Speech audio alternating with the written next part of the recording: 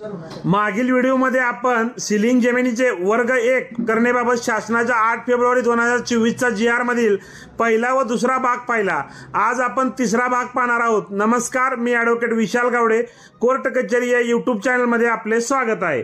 जर एखाद्या व्यक्तीकडे अतिरिक्त जमीन होती, ती जमीन वर्ग 1 ची होती व शासनाने ताब्यात घेऊन वर्ग 2 म्हणून खंडकऱ्यास दिलेली होती, या खंडकऱ्याने शासनाची परवानगी घेऊन व शासनाचा नजराना भरून विक्री केलेली असेल, परंतु तरीही ती जमीन वर्ग 2 ची राहिलेली असेल, तर त्या परिस्थितीमध्ये भरलेला नजराना योग्य होता का व नियम पूर्तता झाली आहे का याची खात्री करून घेऊन ती जमीन सुद्धा वर्ग 1 करता येईल। व्हिडिओ आवडल्यास व्हिडिओला शेअर करा, कोर्ट कचेरी या यूट्यूब चॅनलला सबस्क्राईब करा